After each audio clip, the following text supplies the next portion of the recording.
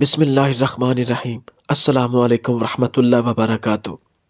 سلطان صلاح الدین ایوبی رحمۃ اللہ علیہ رات کے پچھلے پہر بیس بدل کر اپنے خاص سپاہی اور علی بن سفیان کے ہمراہ اپنی رعایا کا حال احوال معلوم کرنے کے لیے نکلے۔ وہ سفر کرتے ایک ایسے ویرانے میں آ گئے تھے جہاں سے کافی ساری بلیوں اور کووں کی آوازیں آ رہی تھیں۔ ایک پل کو وہ اپنی جگہ پر ساکت ہو گئے اور ادھر ادھر نگاہ گھما کر دیکھنے لگے۔ ان کے رکتے ہی ان کا خاص وزیر علی بن سفیان ان کے بغل میں کھڑا ہو گیا اور ان سے دریافت کرنے لگا، سلطان معظم، راستہ تو صاف نظر آ رہا ہے، پھر آپ ایسے کیوں رک گئے ہیں؟ وزیر کے پوچھنے پر سلطان صلاح الدین ایوبی رحمۃ اللہ علیہ نے وزیر کی جانب دیکھا اور کہنے لگے، نہ جانے کیوں ہمیں ایسا لگ رہا ہے کہ یہاں پر کوئی تو مسئلہ ہے، کوئی تو ایسی ہلچل ہے جو ہمیں آگے بڑھنے نہیں دے رہی۔ سلطان صلاح الدین ایوبی رحمۃ اللہ علیہ کافی خوف زدہ آواز میں وزیر سے مخاطب تھے، کیونکہ ان کے کانوں میں بلیوں اور کووں کے گھرانے کی آوازیں آ رہی تھی۔ سلطان آس پاس بھی اپنی نظر دوڑا کر غور سے سب منظر دیکھنے لگے تھے۔ جب سلطان اس مقام پر پہنچے تو اچانک ہی انہیں اپنے بغل سے ایک کتیا کے بھونکنے کی آواز آئی۔ سلطان اور علی بن سفیان دونوں ہی ایک ساتھ سر گھما کر اس کتیا کی جانب دیکھا تھا۔ وہاں پر ایک چھوٹا سا نومولود بچہ ایک چھوٹے سے بستر میں لپٹا ہوا پڑا تھا۔ سلطان صلاح الدین ایوبی رحمۃ اللہ علیہ اپنے الجھے قدم اٹھاتے ہوئے اس کتیا کے پاس آئے اور اس کو وہاں سے بھگا دیا۔ اس بچے کو اپنی گود میں اٹھایا۔ وہ بچہ دکھنے میں بے حد حسین تھا۔ اس کے نین نقش بہت خوبصورت تھے، دودھ جیسی رنگت اور خوبصورت چہرہ تھا۔ وہ بچہ دکھنے میں گول مٹول سا کافی اچھی صحت کا معلوم ہو رہا تھا۔ سلطان صلاح الدین ایوبی رحمۃ اللہ علیہ اس بچے کو بہت پیار سے تھامے ہوئے تھے، لیکن ان کے دماغ میں کیا چل رہا تھا وہ ان کے چہرے سے صاف نظر آ رہا تھا، کیونکہ ان کا چہرہ غصے سے لال ہو چکا تھا اور وہ بے چینی کے عالم میں نظریں دوڑائے جا رہے تھے۔ سلطان کے چہرے کی اضطرابی کو دیکھ کر وزیر علی بن سفیان بھی حیران ہو کر اس بچے کی جانب دیکھ رہا تھا، اور اپنی حیرت کو نہ چھپاتے ہوئے وہ سلطان صلاح الدین ایوبی رحمۃ اللہ علیہ کی جانب دیکھتے ہوئے بولا، سلطان معظم، یہ بچہ کس کا ہے اور رات کے اس پہر یہاں پر ایک کتیا کے پاس ایسے کیسے پڑا ہوا ہے؟ سلطان نے یہ بات سنی تو وہ گرجتے ہوئے کہنے لگے، تم کیا چھوٹے بچے ہو جو تمہیں سامنے کی حقیقت نظر نہیں آ رہی؟ ان کے غصہ کرنے پر وزیر یکدم ہی گھبرا گیا اور ان سے 2 قدم پیچھے ہو گیا۔ سلطان اس بچے کی جانب دیکھتے ہوئے کہنے لگے، یہ بچہ کسی کی ناجائز اولاد ہے، جب ہی اس کو اس طریقے سے ایک کتیا کے پاس پھینک کر وہ لوگ جا چکے ہیں، لیکن میں ہر حال میں جوڑے کو منظر عام پر لاؤں گا جو اس بچے کے ماں باپ ہیں۔ یہ اللہ رسول اور اس بچے کے گناہ گار ہیں، انہوں نے اس بچے کے ساتھ اتنا بڑا ظلم کیا ہے۔ اگر آج اور اس وقت میں نہیں آتا تو یہ کتیا اور وہاں آگے موجود بہت سے کتے اس معصوم پھول جیسے بچے کو چیر پھاڑ کر رکھ دیتے۔ ان کی بات سن کر وزیر بھی سر اس بات میں ہلانے لگا، کیونکہ وہ بالکل ٹھیک فرما رہے تھے۔ اگر واقعی وہ لوگ ذرا بھی لاپرواہی کرتے اور آگے بڑھ جاتے تو آج اس بچے کی زندگی کا آخری دن تھا اور اس کا خاتمہ ہونے سے کوئی روک نہیں پاتا، لیکن اللہ تعالیٰ جس کو چاہے زندگی موت دے۔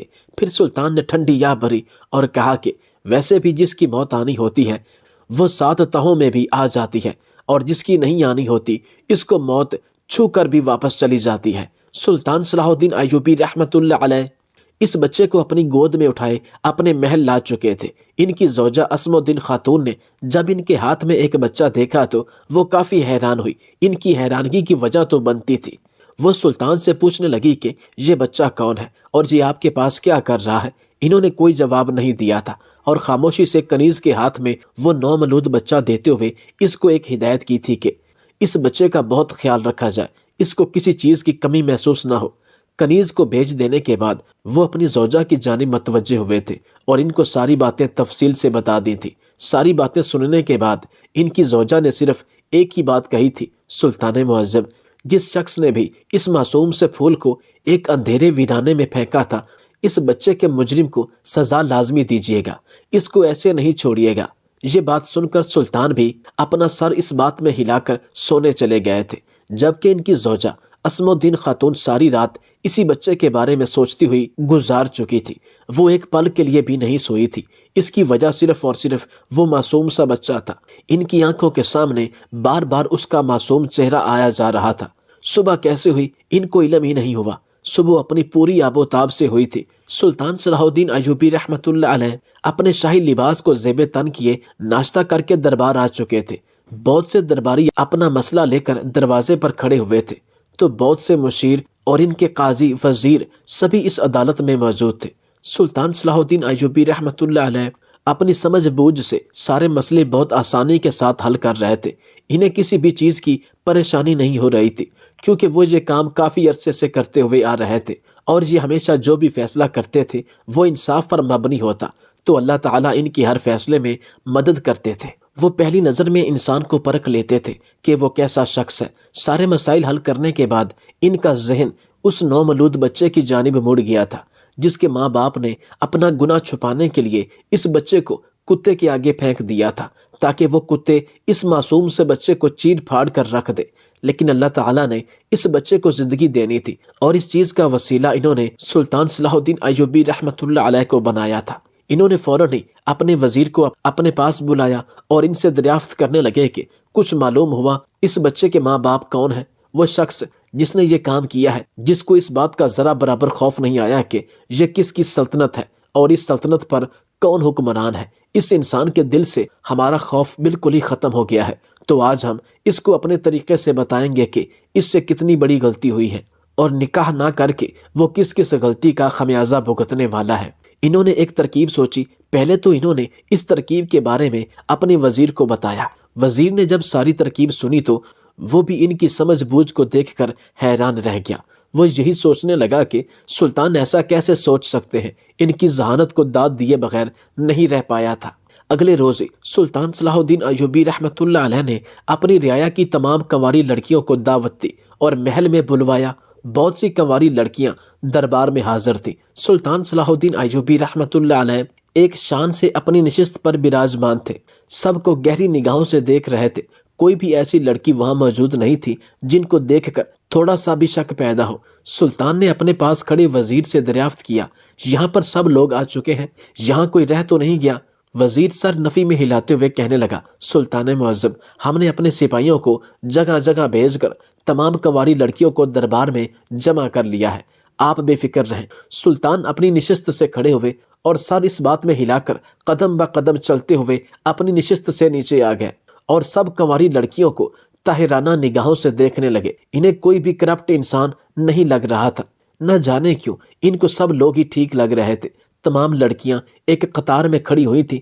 بہت سی قطار میں لڑکیاں حجاب میں، تو کوئی نقاب میں، تو کوئی دوپٹہ سر پر رکھے، کالی گوری، بہت سے رنگ روپ والی لڑکیاں وہاں موجود تھیں۔ یہاں پر سلطان صلاح الدین ایوبی رحمۃ اللہ علیہ کے ساتھ ان کی زوجہ اسم الدین خاتون بھی تھی، لیکن ایسے میں سلطان سمجھ نہیں پا رہے تھے کہ وہ کیسے پہچان کریں کہ ان میں سے اس بچے کی ماں کون ہے، لیکن انہیں معلوم تو کرنا ہی تھا، اس لیے انہوں نے فوراً ہی حکم دیا کہ اندر سے اس نومولود بچے کو لے آیا جائے۔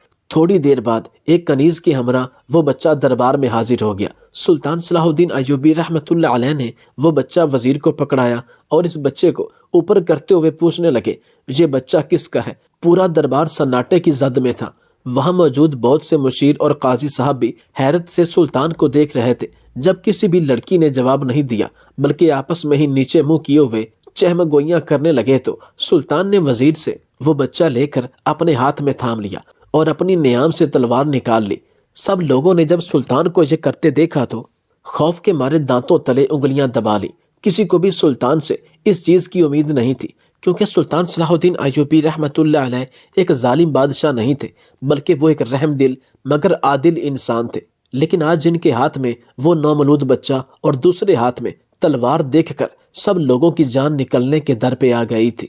سلطان صلاح الدین ایوبی رحمۃ اللہ علیہ نے وہ بچہ ہوا میں بلند کیا اور دھاڑتے ہوئے پوچھنے لگے، بولو یہ بچہ کس کا ہے؟ اگر اس کی ماں نے چند ایک منٹ بعد ہاتھ نہیں اٹھایا تو یہ معصوم سا بچہ اپنی آنکھیں بند کر چکا ہوگا۔ میں اس کا سر قلم کر دوں گا، کیونکہ میں ایسے بچے کو پروان نہیں چڑھنے دیتا جس کے ماں باپ بھی نامعلوم ہوں۔ جبکہ وزیر بھی حیرت کی حالت میں سلطان کے چہرے کو دیکھ رہا تھا، اور جالی کے پاس کھڑی ہوئی ان کی زوجہ کا حال بھی مختلف نہ تھا۔ انہیں بھی سلطان سے اس طریقے کے رویے کی امید نہ تھی۔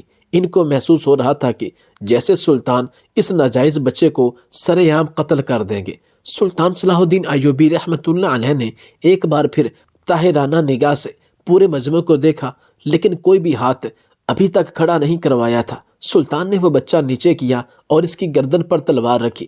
وہ اپنی آنکھیں میچ چکے تھے چونکہ ان کے لیے بھی یہ لمحہ بہت اذیت ناک تھا۔ ایک معصوم سے بچے کی گردن پر تلوار رکھنا ان کو پسند نہیں آ رہا تھا، لیکن سچ اگلوانے کے لیے وہ اس حد تک بھی جا چکے تھے۔ انہوں نے جیسے ہی تلوار اس بچے کی گردن پر رکھی تھی اور وہیں ایک ادھیڑ عمر عورت مجمع کو چیرتی ہوئی سلطان کے پاس بھاگتی ہوئی آ رہی تھی۔ یہ منظر دیکھ کر سلطان کے تمام درباری اپنی نشست سے کھڑے ہو گئے تھے، جبکہ سلطان صلاح الدین ایوبی رحمۃ اللہ علیہ نے فوراً اس بچے کی گردن سے تلوار ہٹا لی۔ وہ عورت مجمع چیرتی ہوئی سلطان کے پاس آ گئی تھی، لیکن اس کی ہمت نہ ہوئی تھی کہ بچہ گود میں لے لے۔ اس نے ہاتھ بڑھائے تھے لیکن خوف زدہ ہو کر اپنے ہاتھ جلدی سے پیچھے کر لیے تھے۔ یہ منظر کسی سے بھی مخفی نہیں رہ پایا تھا۔ سلطان صلاح الدین ایوبی رحمۃ اللہ علیہ نے اس عورت کو نیچے سے اوپر تک کئی بار دیکھا۔ انہیں کافی حیرت ہو رہی تھی۔ وہ تو سمجھے تھے کہ وہ کوئی بوڑھی عورت نہیں بلکہ کوئی نوجوان لڑکی ہوگی، جب بھی اس نے خوف زدہ ہو کر اس بچے کو پھینک دیا ہوگا۔ لیکن یہاں پر تو معاملہ ہی الٹا تھا۔ انہوں نے تھوڑی دیر بعد تمام آئی ہوئی کنواری لڑکیوں کو دربار سے واپس بھیج دیا۔ جس کام کے لیے انہوں نے آج لڑکیوں کی دعوت کر رکھی تھی وہ کام ان کا ہو چکا تھا۔ ان تمام لڑکیوں کو کھانا کھلا کر اپنے اپنے گھر رخصت کر دیا گیا تھا۔ سلطان صلاح الدین ایوبی رحمۃ اللہ علیہ نے اس بچے کو اپنے خاص سپاہی کے ہاتھ میں تھما دیا۔ سلطان صلاح الدین ایوبی رحمۃ اللہ علیہ نے اس ادھیڑ عمر عورت کی جانب دیکھا اور اس سے سوال کرنے لگے کہ یہ سب کیا ماجرا ہے؟ تم نے اپنا گناہ چھپانے کے لیے اس معصوم سے بچے کو ایک ایسی جگہ پر کیوں پھینک دیا جہاں پر بہت سے کتے آباد ہیں؟ اگر ہم بر وقت وہاں نہیں پہنچتے تو یہ بچہ آج ختم ہو چکا ہوتا۔ کسی کو علم بھی نہیں اور یہ خدا کے پاس پہنچ جاتا۔ تمہیں ذرا خوف نہیں آیا؟ یہ حرکت کرتے ہوئے اس لڑکی نے سر اٹھا کر سلطان کی جانب دیکھا اور کہنے لگی، سلطان معظم، جان کی امان پاؤں تو عرض کرنا چاہتی ہوں۔ سلطان کا دل تو نہیں تھا اس عورت کو جان کی امان دینے کا، لیکن دل کو مار کر انہوں نے جان کی امان اس عورت کو دے دی اور حکم دیا کہ فوراً ہی ہمیں ساری روداد سے آگاہ کرو۔ وہ عورت ایک گہری سانس ہوا کے سپرد کرتے ہوئے بولی۔ اس کی آنکھوں سے آنسو ابھی بھی رواں تھے۔ جس طریقے سے یہ مجمع چیر کر آئی تھی، سلطان کو یہ بات تو معلوم ہو گئی تھی کہ یہ بچہ حقیقت میں اس کا ہی ہے اور اس بچے کے پیچھے ایک بہت بڑی کہانی چھپی ہوئی ہے۔ وہ لڑکی کہنے لگی، سلطان معظم، میں ایک ایسے خاندان سے تعلق رکھتی ہوں جہاں پر عورت کو بوڑھا کر دیا جاتا ہے، لیکن خاندان کے باہر شادی نہیں کی جاتی۔ ہمارے ہاں یہ رواج برسوں سے چلا آ رہا ہے۔ میرے جوڑ کا اب کوئی رشتہ نہیں بچا ہے، لیکن میرے ماں باپ میری شادی کہیں بھی باہر نہیں کرنا چاہتے ہیں۔ میں نے اپنے ماں باپ کو بہت سمجھایا کہ میری عمر نکل رہی ہے، یہ غلط ہے۔ ایک عمر میں ہر عورت اور مرد کو ایک ہم سفر کی ضرورت ہوتی ہے۔ اس طریقے سے مجھے بھی ایک ہم سفر کی ضرورت تھی، لیکن میرے ماں باپ نے میری ایک نہیں سنی اور مجھے ایسے ہی کنوارے گھر میں بٹھائے رکھا۔ سلطان معظم، میری عمر 40 سال ہو چکی ہے، لیکن میری شادی ابھی تک نہیں ہوئی۔ سلطان نے غصے سے پوچھا کہ یہ بتاؤ کہ تم نے یہ گناہ کیسے اور کس کے ساتھ کیا؟ وہ عورت بولی، سلطان معظم، میں کنویں کے پاس پانی بھرنے کے لیے روز جایا کرتی تھی۔ وہاں پر ایک نوجوان لڑکا بھی پانی کے لیے آتا تھا۔ میں نے کبھی نہیں سوچا تھا کہ میں کبھی کسی کے ساتھ محبت کروں گی، لیکن اس انسان میں ایک ایسی کشش تھی کہ میں اس کو دیکھ کر خود کو روک ہی نہیں پائی تھی اور اس کی طرف کھینچی چلی جاتی تھی۔ میں مانتی ہوں کہ یہ غلط ہے، یہ گناہ ہے۔ نامحرم کو پسند کرنا ٹھیک ہے، لیکن اس کے ساتھ محبت لڑانا یہ غلط ہے۔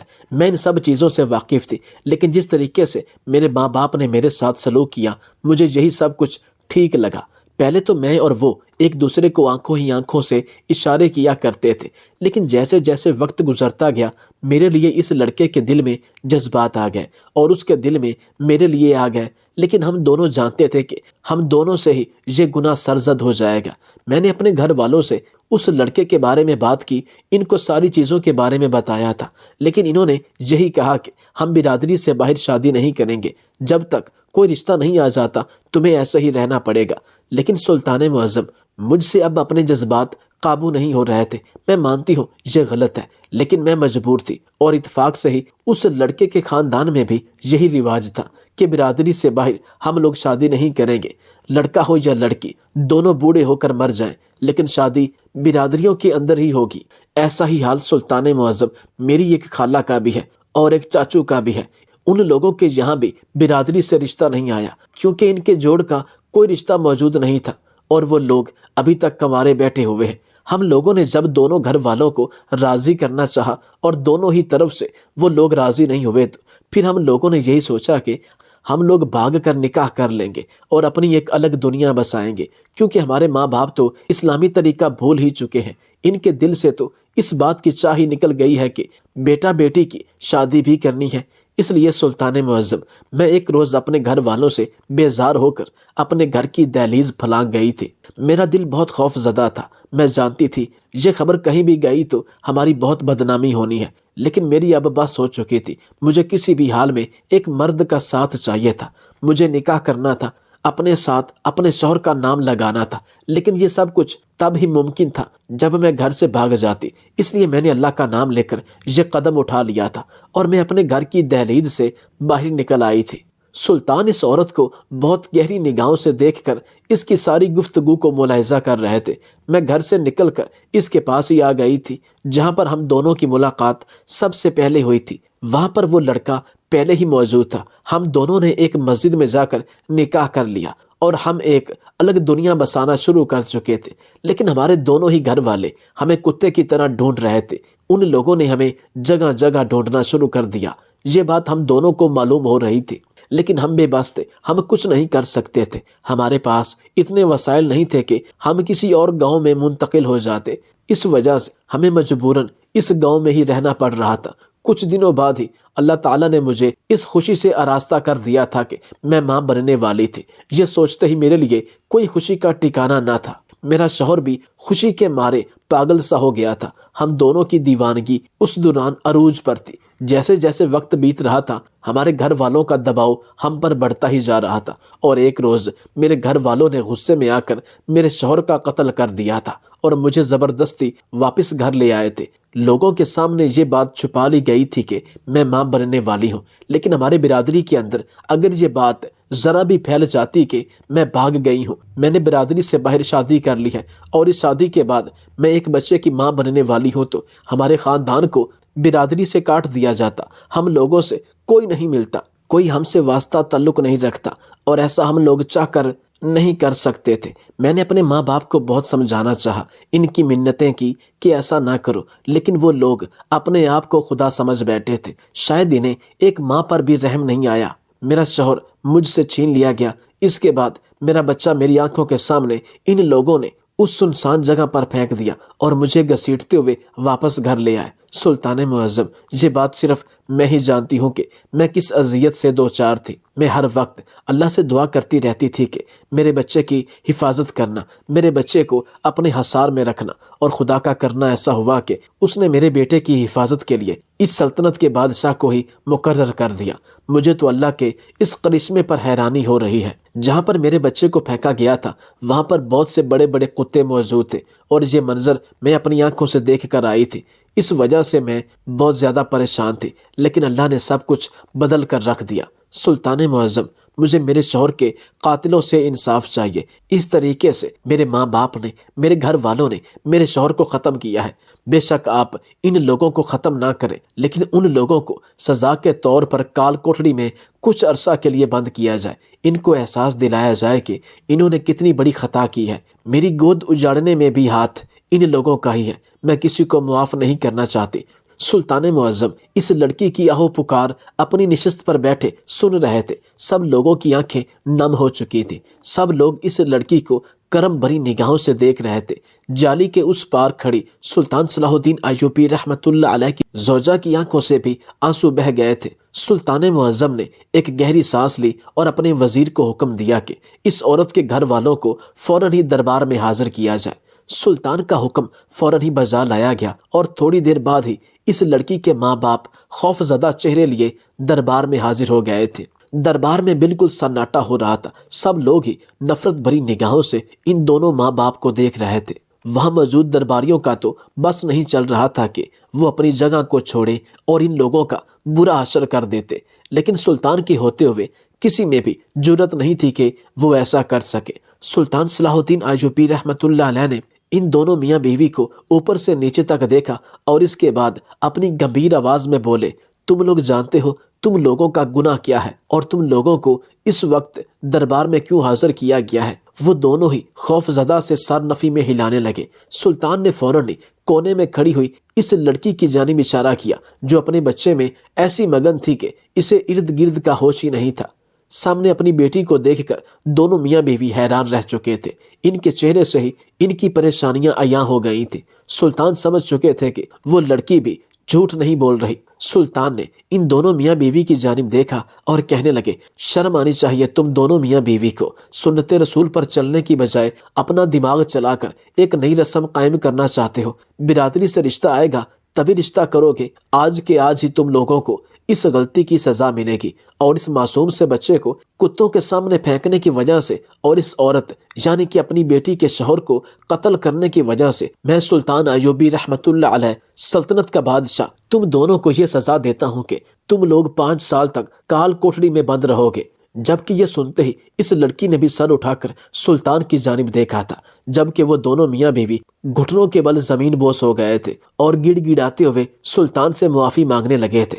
لیکن نہ سلطان نے ان دونوں میاں بیوی کو معاف کرنا تھا اور نہ ہی انہوں نے ان دونوں کو معاف کیا تھا، بلکہ اسی وقت ان دونوں میاں بیوی کو سپاہی قیدی بنا کر کال کوٹڑی میں بند کر چکے تھے، اور اس طرح اس لڑکی کو سلطان نے باعزت بری کر دیا اور اس کو رہنے کے لیے ایک جگہ بھی میسر کی تھی اور کھانے کے لیے خوراک بھی۔ وہ اکثر اوقات ہی اس لڑکی کا حال جاننے کے لیے اپنے سپاہیوں کو بھیجتے رہتے تھے۔ سلطان صلاح الدین ایوبی رحمت اللہ علیہ نے اس عورت اور اس کے بچے کی 15 سال کفالت کی، اور ایک دن یہ عورت صبح کے وقت سلطان صلاح الدین ایوبی رحمت اللہ علیہ کے دربار میں حاضر ہوئی اور ان سے درخواست کرنے لگی کہ سلطان معظم، جو آپ نے دینار بھیجے ہیں وہ میں آپ کو واپس کرنے آئی ہوں۔ سلطان نے پوچھا کہ آپ وہ دینار واپس کیوں کرنے آئی ہیں؟ آپ اپنے گھر کا چولہا کیسے جلائیں گی؟ تو یہ عورت تشکرانہ انداز میں کہنے لگی، سلطان معظم، میرے بیٹے کی نوکری لگ چکی ہے اور اب ہم ماں بیٹا خود اسی رقم سے زندگی گزاریں گے۔ آپ نے اتنا عرصہ میری اور میرے بچے کی کفالت کی، میں یہ آپ کا احسان زندگی ساری نہیں بھولوں گی، اور آپ ہمیشہ میری دعاؤں میں رہیں گے۔ دوستو، اس میں کوئی شک نہیں کہ پالنے والا اللہ کی ذات ہے، لیکن بعض دفعہ اللہ تعالیٰ انسانوں کو ہی وسیلہ بنا دیتا ہے۔